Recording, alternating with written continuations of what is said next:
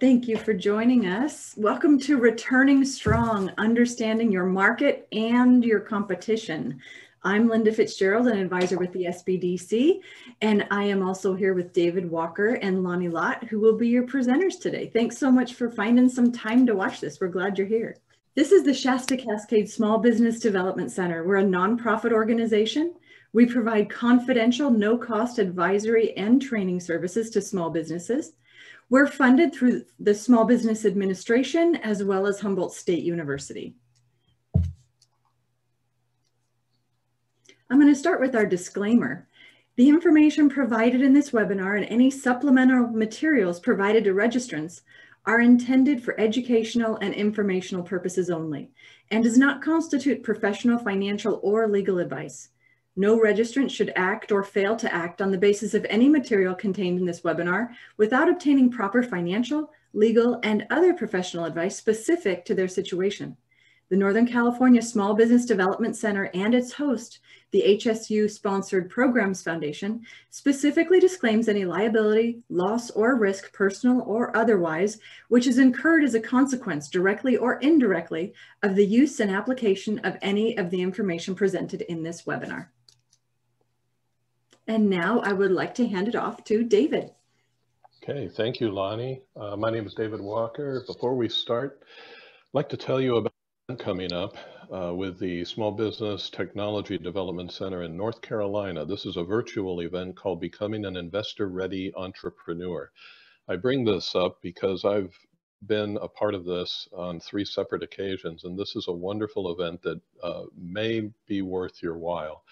The structure is we have a moderator who works with a panel of venture capitalists and angel investors, about 4 or 5 of them, and they go through a number of different topics, 12 or 18 different topics that happen to relate to being an entrepreneur and trying to get your business ready for an investment from an outside investor.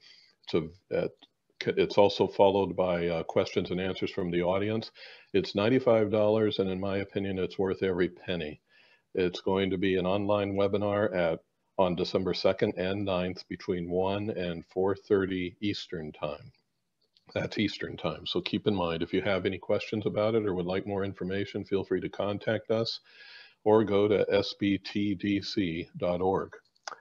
That being said, thank you for coming. We're going to talk about market research and competitive analysis. The way this is structured to work is I'm going to talk for a little bit about a couple of aspects of market research, and then Lani's going to take over and talk about the things that you probably are more interested in, like a primary and secondary market research and that sort of thing. But there are some aspects of market research that I wanted to make sure everybody understood, and I wanted to make sure we got out there, because the biggest thing we need to understand before we begin to undertake any kind of market analysis is the reason. Why are we doing this? Are we doing it to validate a market for a new product or service, or to improve a current market, a current product? Or are we looking for ways to increase sales or our customer base? Are we gathering data because we're getting ready to present our company or product to an investor? Are we doing it to keep tabs on our customers or to understand the competition? We need to get a good idea of what it is we're after before we start talking about developing questions and developing strategies on how we're going to approach what it is we're trying to understand.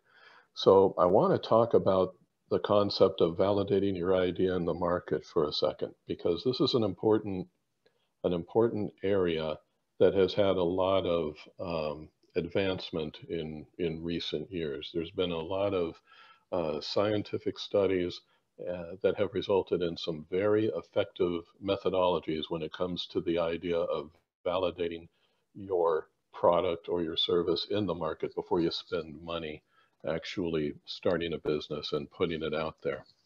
I'll tell you a story about the National Science Foundation. It's a group, government organization, government agency actually, that I've been involved with for a number of years now.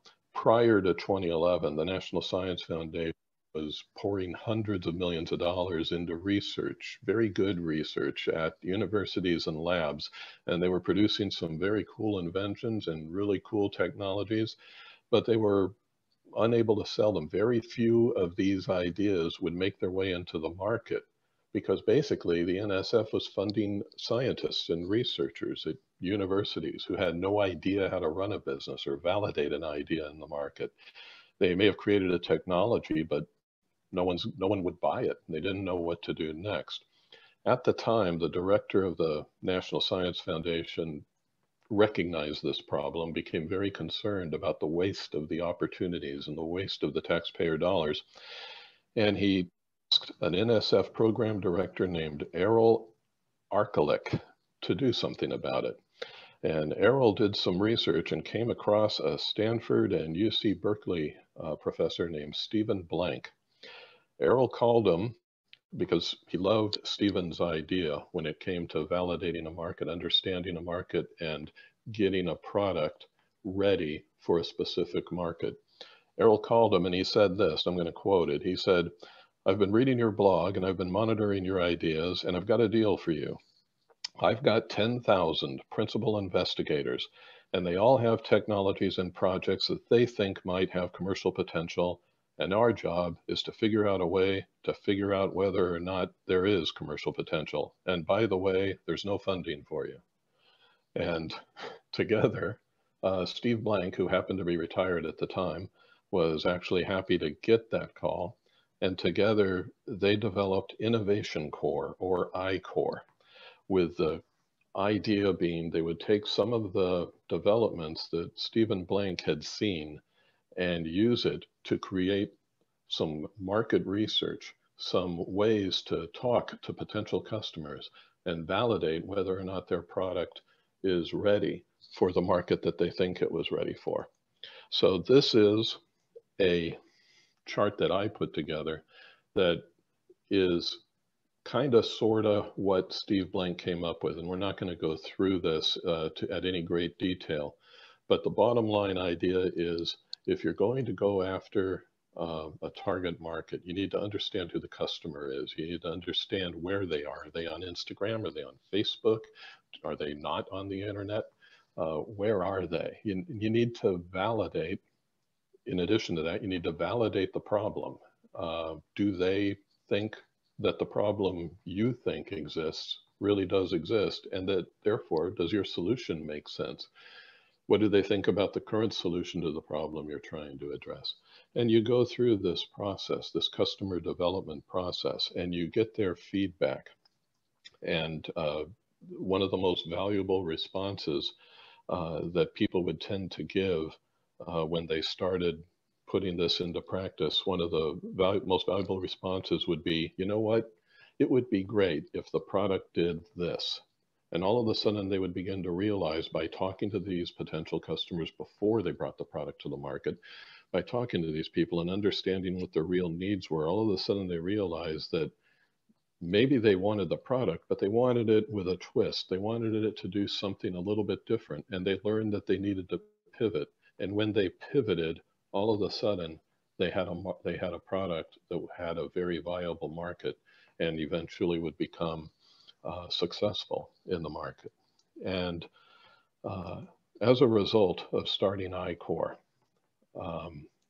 projects that the National Science Foundation would be funding suddenly got a serious level of follow-on funding, over $300 million between 2011 and 2018. And over half of that came from the private sector. Venture capital, angel investors, other private investment.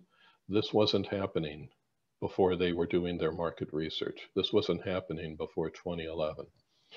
So the record has been astounding for I-Core.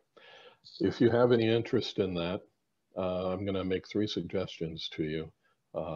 Look up Innovation Core on Google. Google the name Steve Blank. You'll find out all about it, or contact us. Contact me at the SPTDC. And so with that, I want to also talk a little bit about classic market research, which is a term I came up with because I don't know what else to call it. This is the concept of market research that you're taught in business school. And it's also the type of market research that if you're going after an investment from a angel or any other outside investor, it's the type of market research they'll want to see. It's three areas known as TAM, SAM, and SOM. TAM, SAM, and SOM. You may be familiar with them, but just in case you're not, we're going to go through all three of them fairly quickly so that you get an idea of what it is an investor is going to be looking for. TAM refers to the total addressable market. It means how big is the market all over the world. And I'll use an example. If you live in Reading and you wanted to open a steakhouse, your total addressable market would be the number of steakhouses there are in the world and how much money they make. In a nutshell, that would be your TAM, the number of units in your market times your price per unit. But the fact of the matter is, a steakhouse in Dallas, Texas is not going to be interested, or a customer of a steakhouse in Dallas, Texas is not going to be interested in going to a steakhouse in Reading. If they want to go to a steakhouse, they're going to go one close to home. And my suspicion is that there are plenty of steakhouses in Texas. So when we're talking about the next level of market with the SAM, we're talking about the serviceable available market. And that refers to the people that you can actually reach. People within, if you're talking about a steakhouse, maybe people within a 20-mile radius of your location in Reading. People that would go to steakhouses within a 20-mile radius. That might be your SAM, the segment of the market who can actually benefit from your product. This number can increase, of course. You could open a steakhouse in San Francisco and another one in LA, and all of a sudden your SAM can increase. And that's another reason to go through this exercise. But an investor is going to look for a TAM, for a SAM, and finally they're going to look for a SOM, a serviceable obtainable market. That refers to the fact that you're only going to realistically be able to capture a portion of those people within your SAM. Only a few of them, some portion of them, are going to realistically partake of your steakhouse. You're going to have limited seating. You're going to only be able to hire so many wait staff. You're only going to be able to order so much food. And that those limitations are going to define what your serviceable obtainable market is. And so with those three concepts, you can, when you establish those three concepts through your market research, then you'll have a good, solid marketing set of data to approach investors with. TAM, which is the total value of the entire market, your SAM, which is the portion you can actually reach geographically, for instance, and SOM, the portion that you actually will reach geographically. And with that understanding and with that basis, I thought we would turn it over to Lani, and I'll quit sharing, and we'll turn it over to Lani and let her talk about some other aspects of market research, unless we have some questions. Do we have any questions, Linda? No, none right now. And feel free, if you'd like to, you can turn on your microphone and ask a question right now, or you're welcome to type one in the chat. Okay, great job, David. So scientific, I love it. Oh yeah, hey, I'm nothing if not scientific. Thank you, Lani. Okay, so mine is rest of my presentation is going to kind of dive into, we already went over what is market research, but kind of talk about primary and secondary research, how you conduct it, what's the difference, the type of research to better understand your market, and then also to the importance of clearly understanding your competition. And understanding your competition is used in a number of aspects in your business, both maybe in product development, in developing your marketing strategy, understanding your pricing strategy, your distribution channels, all of those areas that you are trying to get your product or service out into the marketplace. And it's important to know how you're going to fit within the existing competition, whether it's direct or indirect. So we went over this. I thought I hid those slides, but I guess I didn't. So I want to just add a little bit onto why market research is important, especially today. Many businesses are still emerging from their initial response to the pandemic. And recently, a lot may be coming and recovering or pivoting due to some of the other disasters that we've been experiencing, whether those are weather-related or fires. And you may only be beginning to understand its impact. So following the initial phase of pivoting when we were during the pandemic, now comes a period of reassessment, adjustment, fine-tuning, pivoting, recovery, whatever term you want to call it, basically trying to reevaluate our business model and see how we can move forward in 2021. And whatever the decisions to be made, market research should play an important role ensuring that the right actions are being taken to safeguard the future of your business, its employees, and even more important, the wider community. So right now, evidence-based decision-making is more important than ever. And this is the time where it's important to make the right decisions and ensure the right tone of voice based on solid, accurate information.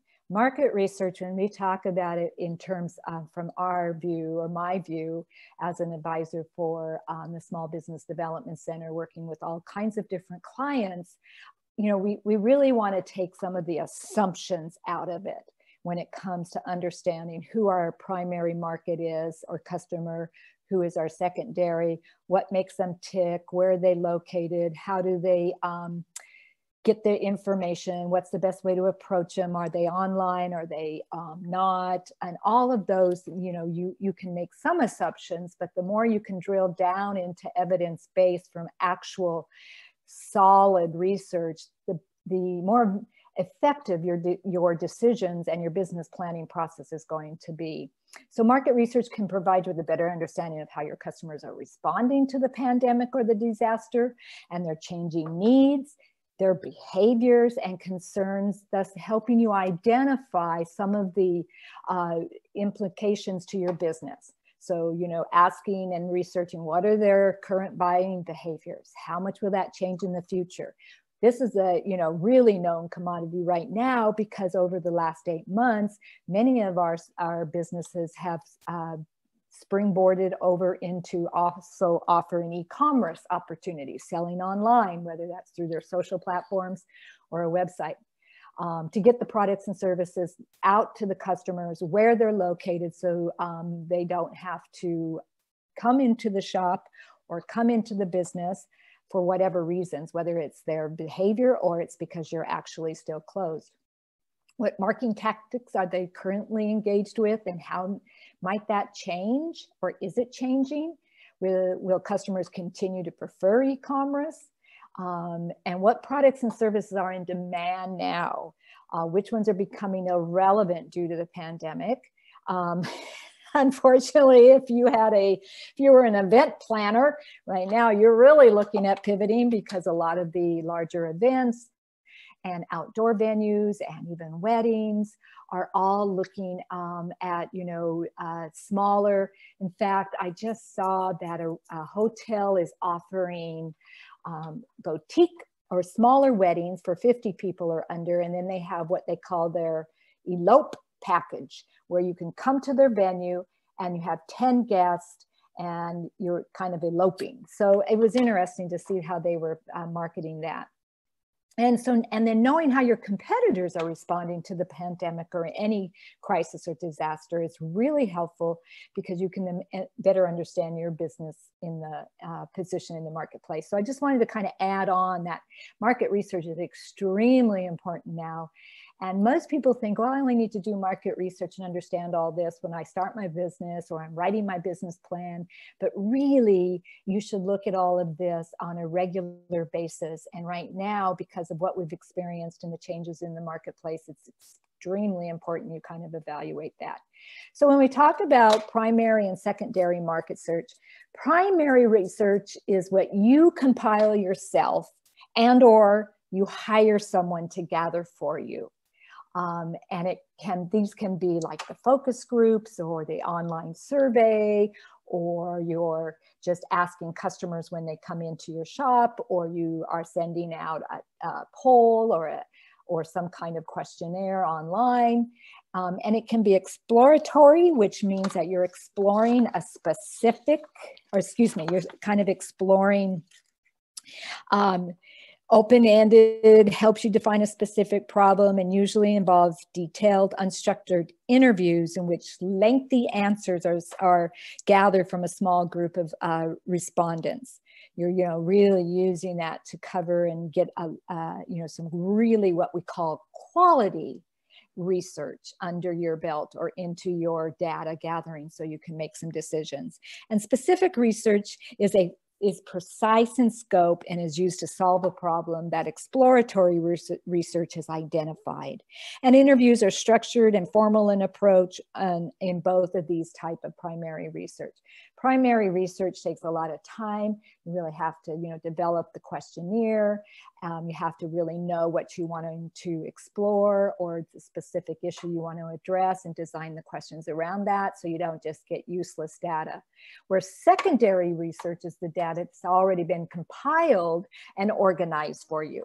And this is where you might hear, oh, I need to go look at the demographics that's sitting on the Economic Development Corporation's website, or that's been gathered through the census. Right now, we were going through the census, and that is when we're out there gathering all this information about who's living where, what's their demographic, or their age, their sex, and I'll go more in, or their gender. I'll go more into that in a minute. So these are usually public sources, and they're typically free to find and review.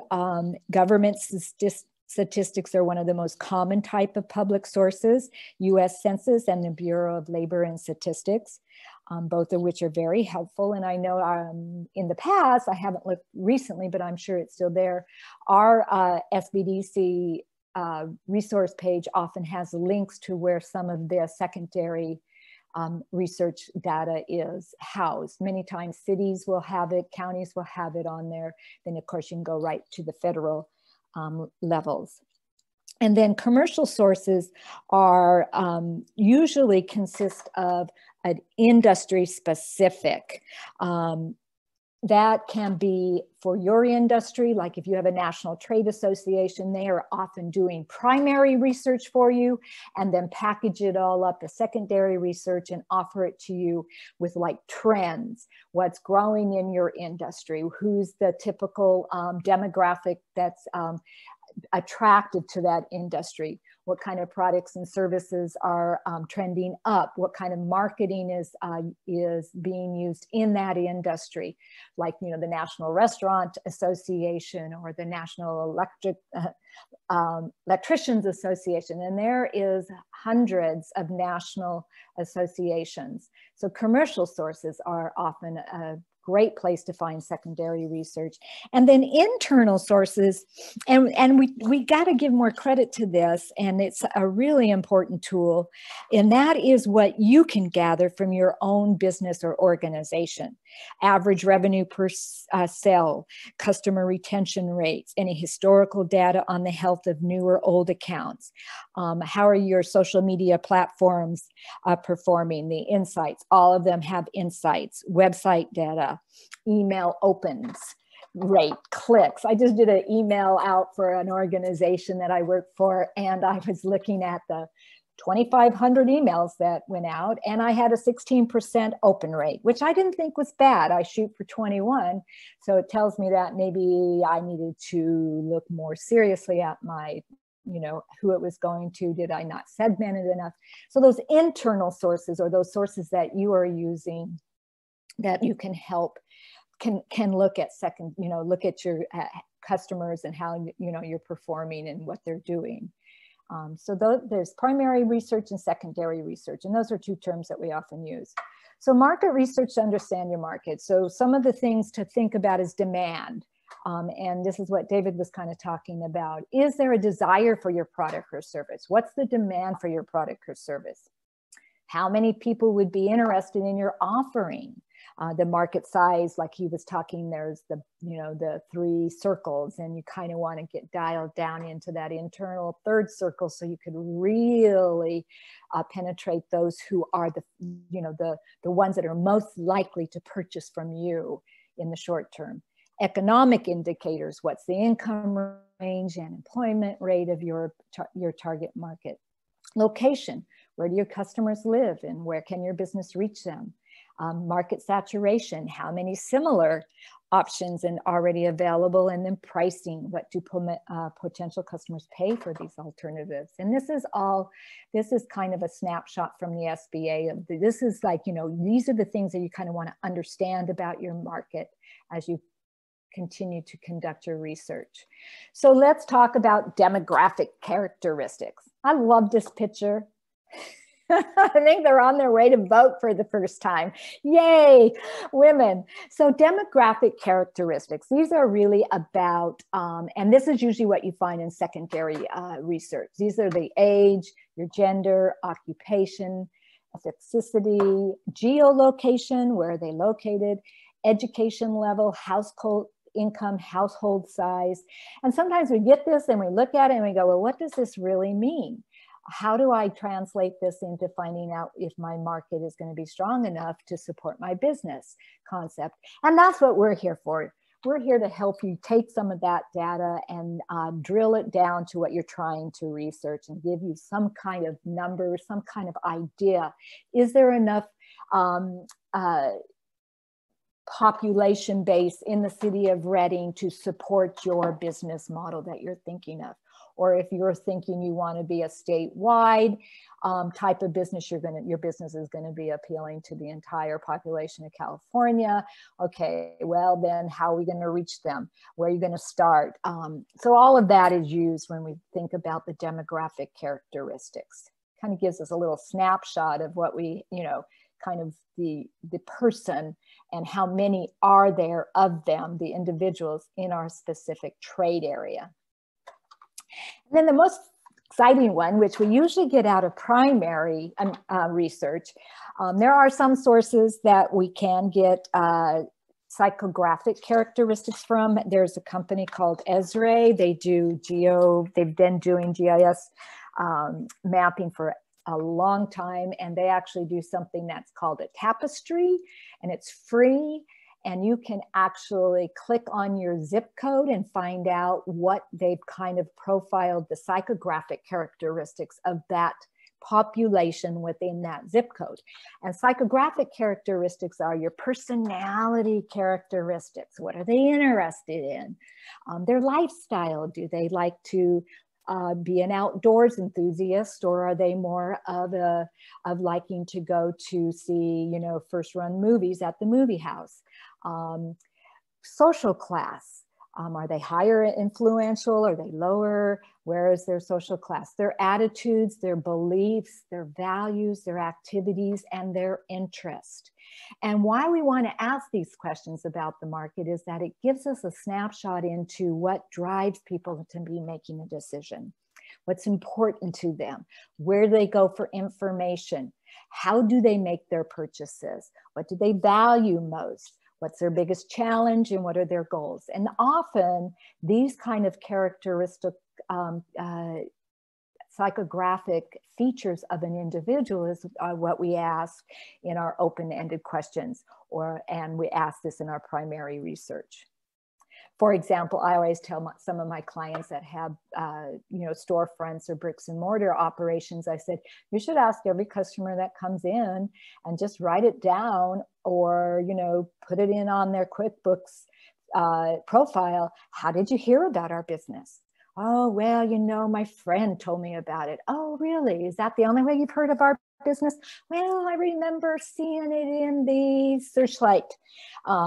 Newspaper. So, you know, that's how you kind of determine if your advertising or your marketing is effective, because this is usually how people are responding to it. So for example, if you did your market research, you figured out, you know, what your primary target customer is, and then you looked at their demographics. For example, this is for a Pilates studio. She's going to be opening a studio, and this is an example. And so the sample demographic profile that you might have for the perfect customer that would come to your Pilates studio would be female, age 25 to 40. They're married, postgraduate degree. Their financial advisor is their occupation. Household size is typically 3. They live in the city limits. They live 5 miles from the studio, and their household income is 100K plus. Now, how you found all that is the rest of the story, and that's digging into research. Maybe you did some, and we'll talk about this in a minute, in terms of doing a competitive analysis about your competition. Maybe they tell you that in a non-competing Pilates studio somewhere else, or even in your own trade area, and you pretend you're secret shopping them. You could say, hey, what's the average age of people that come to your studio? Oh, the average age is 25 to 40. Or you found this demographic information in a publication that is all about Pilates studios, and they tell you all the, you know, demographic kind of high level profile of the typical person that goes to Pilates. Now, their psychographic profile may include they're concerned with their health and appearance. They want a healthy lifestyle, but don't have much time to really do that. They have 2 small children. They exercise by walking and treadmill right now. They use social media, primarily Pinterest and Instagram. They don't watch much TV, but when they do, it streams. Community-minded, and they enjoy local events, tend to favor quality over economy, and they find fulfillment in their career. So this might be what you've kind of gleaned from your primary research when you did a focus group. So tell me what is important to you these days? And maybe majority of them say health and appearance. How are you exercising now? That gives you an idea where they are now. You may even ask the question, would you come to a Pilates studio if it was conveniently located by you? Oh, you don't know anything about Pilates studio, about Pilates. Oh, would you be interested in maybe attending a free course if it was offered? So that's how you kind of dive a little deeper. So like I said, obtaining primary market data, can do that through surveys, can do it through in-person, a little harder right now, online, phone, intercept. Really, I see a lot of online. I personally, in my practice of consulting outside of the SBDC, I do downtown revitalization and economic consulting, and I often am brought in to do the community outreach, find out what is important to the community. And so right over here on this right-hand side, that's actually a small focus group that we were conducting and asking specific questions about what we were trying to identify as the problem, and then trying to gain some insight on the solutions, just like David talked in his presentation. So a lot of time goes into obtaining primary market data, but it can be the richest and most quality information you receive. And then how you translate that into business decisions is the rest of the rest of the story. And that's where a lot of times you can gather all this information, bring it into an advisor or a mentor, and lay it out, and then together figure out, is it addressing your problem, and is this offering a solution, what you've heard and gathered? And if not, then we go back out and do a little bit more. Intercept surveys, you don't see those so much more. I used to hate to do these. This is where you stand in front of the grocery store and they grab them as they come out because you want to be unbiased. And I've had a few clients that I had to do this for, and we had to, I brought in my at that time, my employee, who was my sister, my baby sister, and we sat in front of a grocery store out in the community in Nevada asking them, do they know where downtown is? How often have you visited any of the shops in downtown? And it's kind of not real comfortable because people are thinking you're selling them something or, you know, wanting to sign up a petition. Right now, we just don't see it too much because of so much digital and online has really done away with that, but it's still a very valuable approach. So these are the type of open-end questions that you might ask for existing customers. How long have you been a customer? How did you hear about our product and service? What problem does our product or service solve for you? These could be in a focus group. These could be an individual open-ended, you know, these are more open-ended, but you can give them choices. Type of online survey that you send out to a select group, or you might identify you want it to go to a specific area that you your customers aren't your customers, and you want to find out will they, you know, what they think about your business and where do they go now and would they consider coming to your business. So these are just the type of questions that you would ask. You know, what makes you choose us over a competitor? How likely are you to recommend our brand to a friend? How would you rate your last experience with us? These are a lot of questions. So you don't, you know, usually we like to keep the questionnaire short, something that can be conducted in 5 to 10 minutes. Most of the time with online programs, they can do it in the privacy of their own home. So, you know, and then the beauty of some online type of survey programs is that it does all the analysis and does the fancy charts for you. So next area is understanding your competition. So this is, I love doing this. I used to do secret shopping for a couple of clients and I just love it. And I still do, like when I go shopping, I'm doing market research all the time.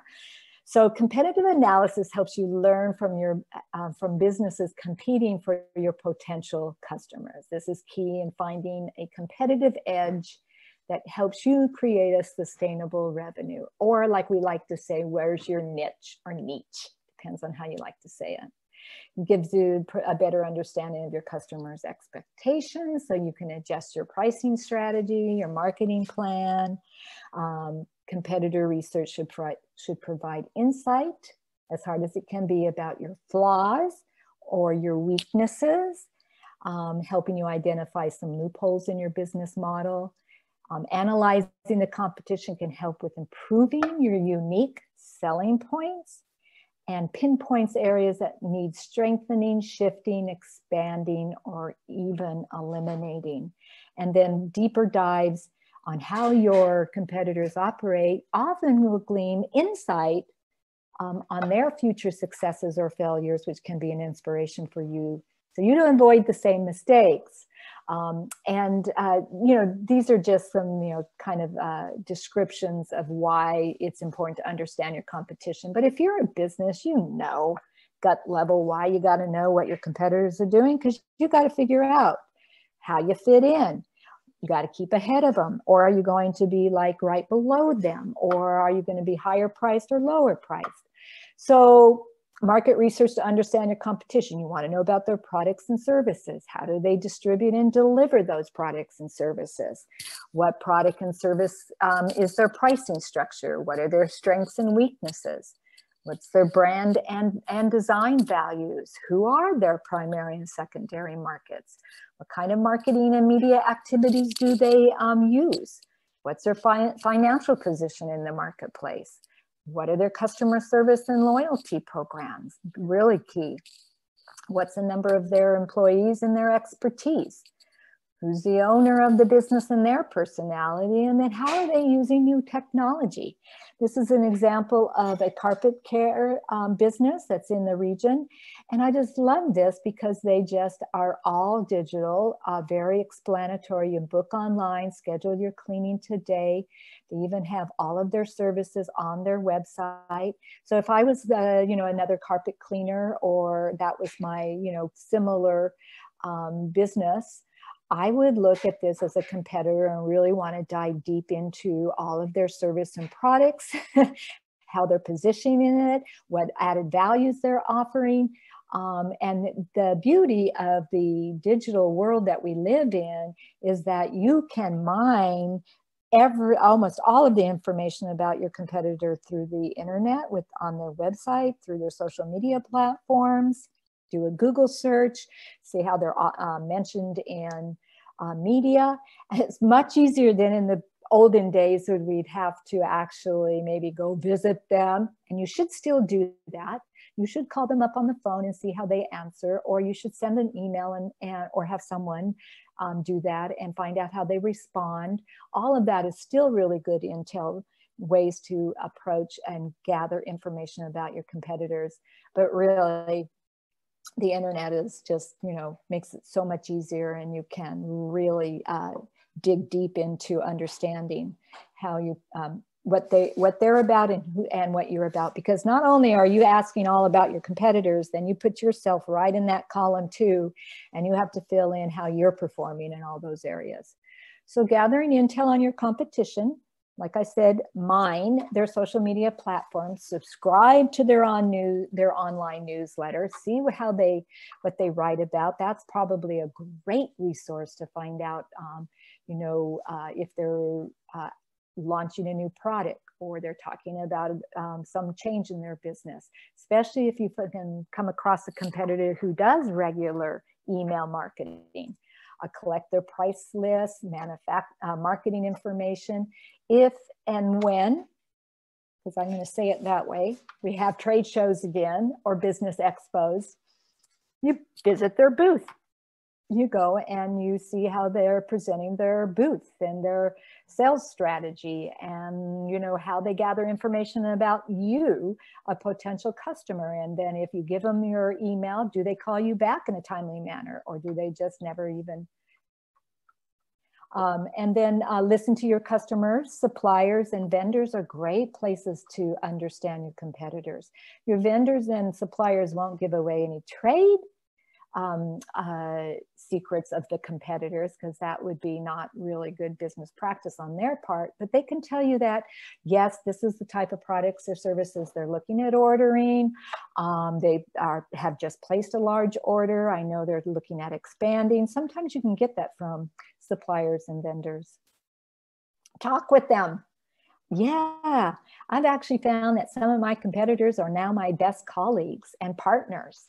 Yeah, we do the same thing, but we're in non-competing areas, or we are both so specialized that we don't feel, threatened by each other. But you can gain a lot of information with talking to your competitors at business networking events. Secret shop them, inventory all of their promotional and marketing tactics. Do it, gather up as much as you can. And then the best place, it's so easy, research the listings on your business chamber directories, or in trade professional association publication, or any resource directory, because they all have members. And that's a really great place to locate who your competitors are. So here's a matrix, down and dirty. It's just done on Excel. You can do it yourself. It's just a matrix. And you always want to think about at least 2 direct competitors and 1 indirect competitor. So direct competitors are who you are competing with, or going to be sharing the marketplace with nose to nose. And indirect may be someone that maybe doesn't have, let's say you have a storefront, or you have that steakhouse that David wants to open up, but then maybe there is another business that doesn't have a restaurant, but they sell prepared meals, or they offer, like Omaha steaks or something along that line, or an indirect competitor. Maybe it's another restaurant with a whole different menu. Maybe they do Mexican food, so you're not really a direct, but they are an indirect because they are still a restaurant in your trade area. And then you put your business in there, and then you're going to look at all of those areas. And of course, you're just going to dive deep. And the deeper you can go in each of these columns and find out more about your competitors, the better you're going to see how you stack up, and where your little niche or your area to grow and really coexist with the competition is going to kind of sprout up and be very obvious. Okay, boy. I did that pretty good. I didn't even run out of time, did I? That's a first. Anyways, that's all that I have about market research and primary research, demographics, psychographics, and competition. So with that said, I'm going to see, Linda, does anybody have any questions? We do not have anything in the chat, but people are welcome to turn on their microphones and start a conversation. Lani, I loved where you talked about having people that were your competitors realizing that you can create a better relationship and get some business insight from people that you thought were your competitors. Yeah, I know. It was an eye-opener for me too. When I started my consulting business, it's pretty scary when you just jump off the edge and start, doing it. And I've always, one of the primary areas that I kind of stay abreast of what's happening in my industry is a national conference. And that is often where I see my past clients and or competitors, which, and we talk and we sit and then we realize that there's this large contract we could go after together. And if we collaborated, we can, both of us offer a different skill set, even though we can do the same thing. And that in itself is still 1/3 of my business, my revenue model. So that was, it was exciting. And plus you're then sharing the heavy lifting of a big project too, with somebody you like to work with. Lani, can you talk about the key takeaways people can take from what you just presented? And if you wanted them to take, 3 or 4 actions tomorrow or this afternoon after this, what are the things they should put time into first? Oh, well, you're going to ask me that question. I think you should ask David that question. You can jump in too. Well, I've got a couple ideas. One thing you could do, one thing I would suggest is something that Lani suggested, very important. Subscribe to their newsletters, subscribe to your competitors' newsletters, check out the industry publications. The other day we were looking at, he and I both were looking at a presentation from a craft beer guy, a guy wanting to open a craft beer thing who had really very little idea of what his market was like. And while he was talking, I Googled craft beer industry, and they had in their standard publications, in their craft beer magazine, they had all kinds of market data, all kinds of information about how to set up your area, or what kinds of demographics you should be looking for your customers. And just, those were a couple of great suggestions that Lani had that I would do right away anyway if I was starting a business. And I would say one takeaway would be for, that looking at your, I sit down and identify one competitor and just kind of lay out what you know about them already. Because, we have had a little bit of time with some of the pandemic, but I know we're still all really busy and just going a million different directions.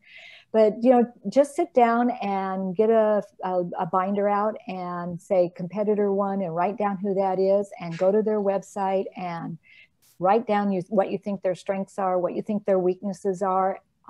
List their location, their pricing, what you know about it, how they're marketing, and then 3 things that you would want to find out more about them. And just that exercise will help you, oh, well, I kind of do that. Yeah, I could do that. I don't know why I've waited so long to start my Facebook business page, but they have a really good one. And gosh, look you can put your address and your phone number and your website, and they have 1,000 followers. I could do that, right? It's kind of a starting point.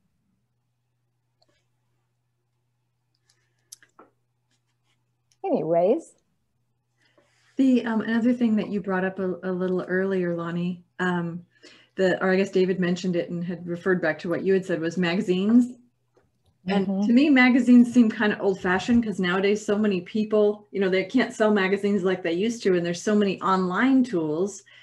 What about any other things that people can look at? The magazines for me, I forgot about, but there are a lot, like David said, there are a lot of periodicals that might come out once a month, and you'll flip through it and you'll just be inspired by it.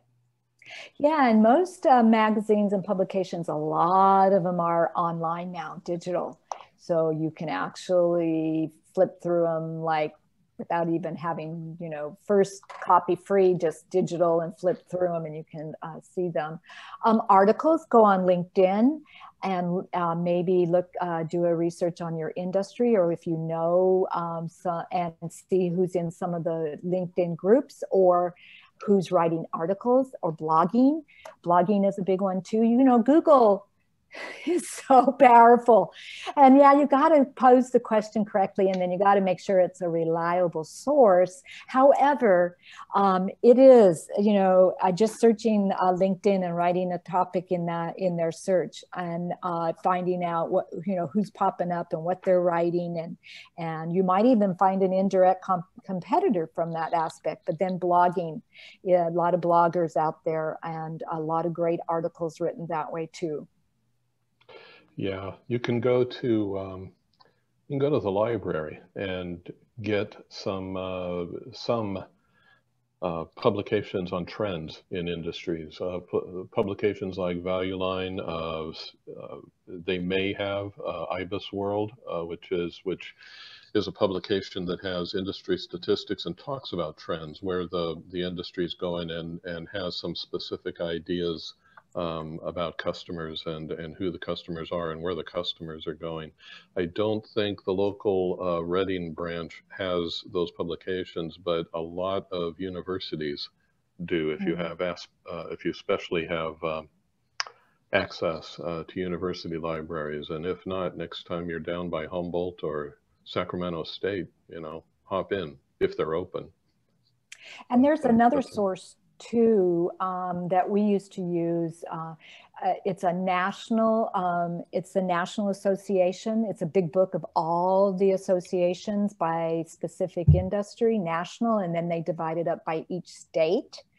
And it used to be just in book form, and a huge and very expensive to purchase. But again, you could access it at a library, and City of Reading Library might have it. But I kind of was working with a client and was trying to find it online, and it was harder to find. I know there's an online version. I just couldn't get to it, find it. But it lists all of the national associations, industry specific associations. And then they have one for states. So like if you, and another source would be sometimes franchises put out certain kind of information about their franchises.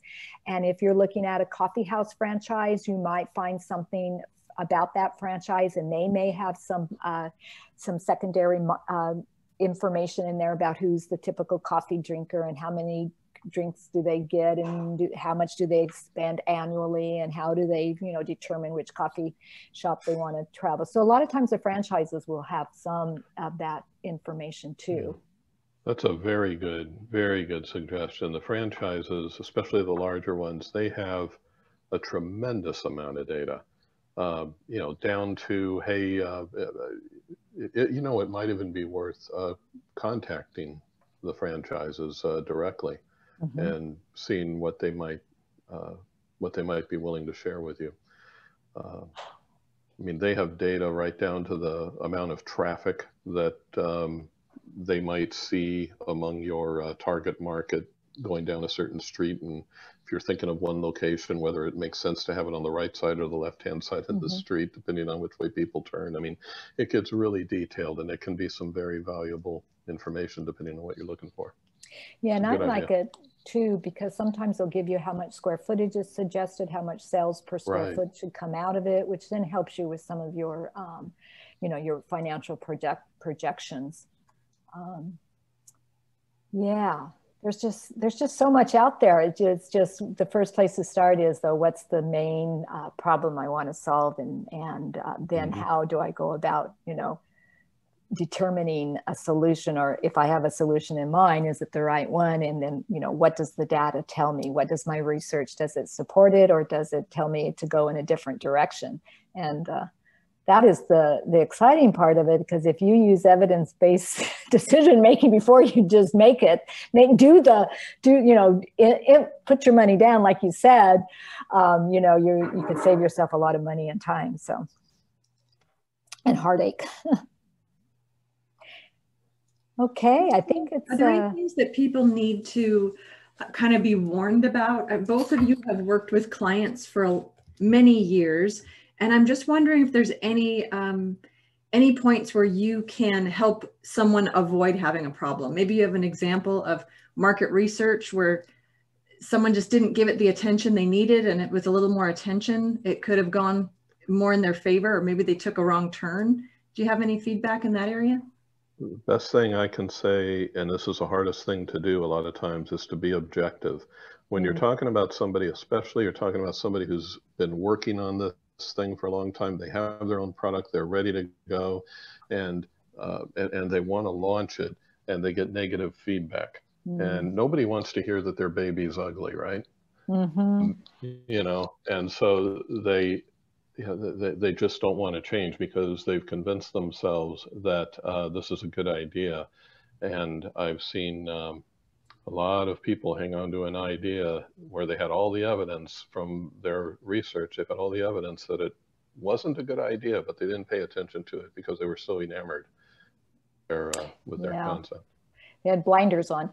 I have a client that I've worked with, and they wanted their business to grow, and they've been trying most of the grassroots approaches, and it just wasn't. So they said, well, I think we're going to just purchase an email list. I'm like, oh, okay.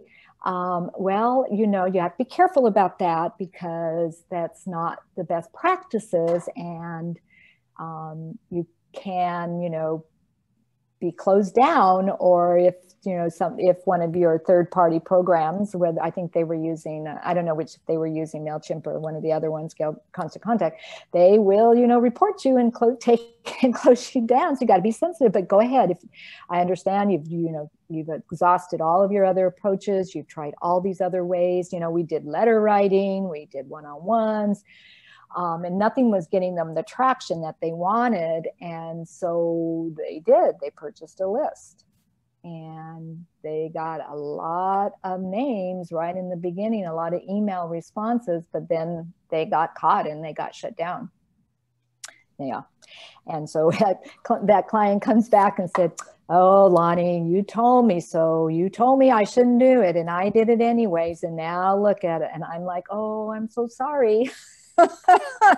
So yeah, like David said, it's very sensitive. This is an area where you do need to stay objective and try to reposition it, or ask them, if there another way we might want to look at this? Have you thought of this? And I think that's what advising is. We give them some directions and suggestions, and then if they want to do it their way, then we're there to help when things go great or things go, different direction. David, can you talk about the advising opportunity people now have? Because this can sound really daunting, but they're not alone because SBDC can help them.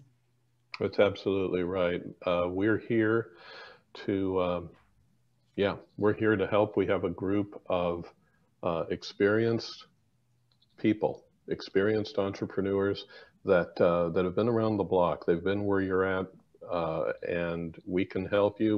We've been already paid to do it. We've been paid by your tax dollars. So it's completely at no cost to you. And this is how you do it. Contact Emily at emily@norcalsbdc.org or call 530-222-8323.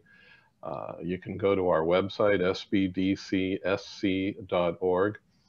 And so if you're in Shasta or Trinity counties, do that. If you're not in Shasta or Trinity County, if you're anywhere else in the United States, there's an SBD office near you. And all you have to do is either Google SBDC near me, or you can go to this website here, this webpage, americasSBDC.org/find-your-SBDC.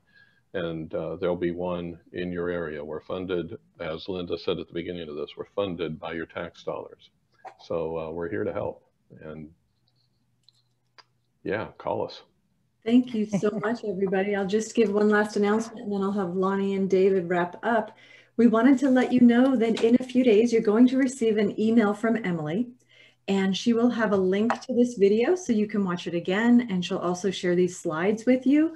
And also in that email, you're going to receive a survey. We would love for you to complete that survey. That is how we show our funders how we're spending the dollars they've invested with us, that we then in turn invest in you. And also in that survey, we find out from you, what are the topics you would like to be educated on? What webinars can we create for you that are going to help you solve your problems? So now, David and Lani, I turn it back to you to wrap up. Okay, well, I just want to say thank you. And it was an honor to be able to present with David, our director from the Small Business Development Center. Thank you, David. Okay, thank you, Lani. Appreciate it, everybody. Thanks for coming. You guys take care.